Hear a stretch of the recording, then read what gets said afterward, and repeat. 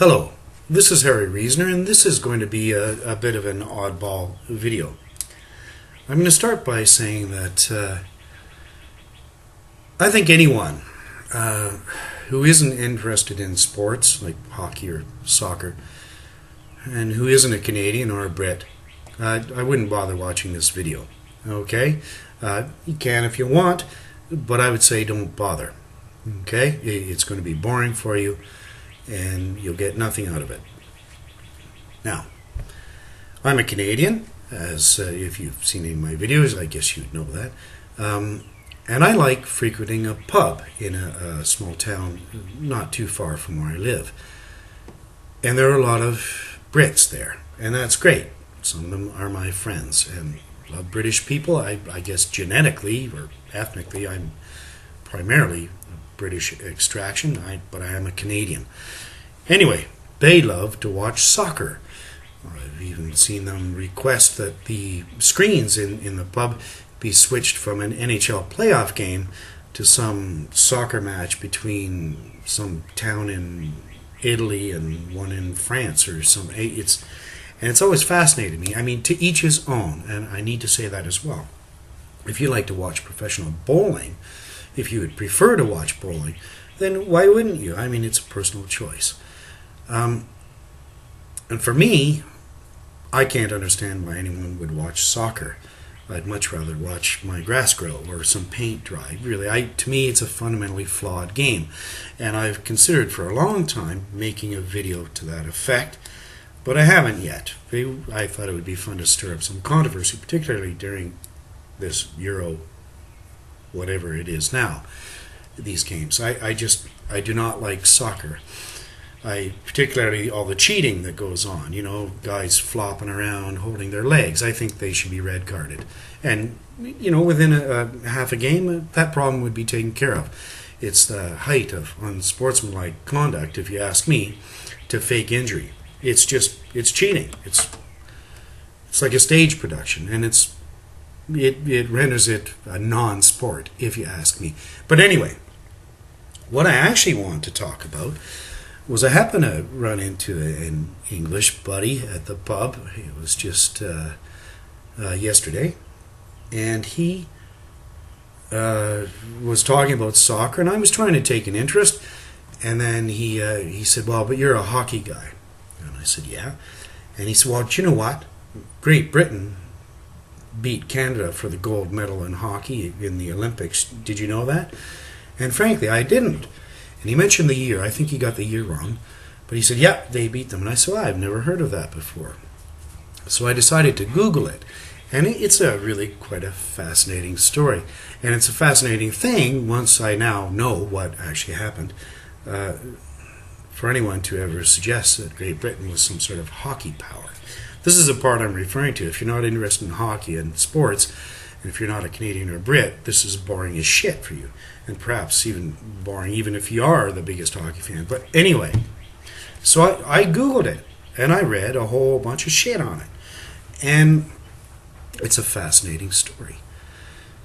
Leading up to the 36, and that's when it occurred, the 36 Olympics, there had been 4 gold medals awarded at previous games, and Canada had won all 4. In 36, the Brits fielded a team of 13 players. 2 of them were Canadian-born, and fully 11 of them spent their childhoods, their adolescences, and their teenage years in Canada. 11 of 13 grew up in Canada. 4 of them were actually not eligible to play in the Olympics. They had not been released and been given permission, as these things work, by the CAHA, the Canadian Amateur Hockey Association. 4 of them were not eligible to play, including the one guy who actually turned out to be the star. He was not English, he was a Scot. He was born in Scotland, but as a very young child emigrated to Canada and grew up here in Winnipeg, actually, learning the game of hockey with Canadian teammates and coaching on Canadian rinks. And he stole a show. In the 36 Olympics, he had 4 shutouts.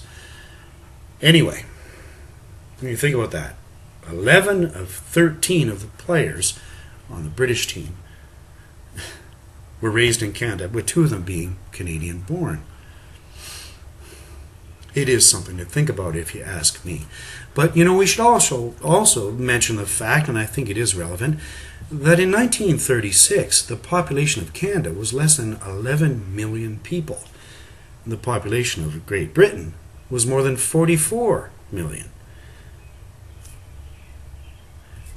Canada had a population less than 25% of that of Great Britain to draw its players from. And on top of that, in the 1935-36 NHL season, there were 8 teams. There were 173 players, and 148 of them were Canadian. The nearest closest country, there were 11 Americans, but actually only one of them was actually born in the States. They were resettled Canadians. And the reason why that's important is that NHL players were not allowed to play in the Olympics. They were professional athletes. So remove 150 of our best hockey players, well, roughly 150, and not let them play in the NHL, or in the Olympics. Sorry, I'm getting turned around. There's a lot of stats.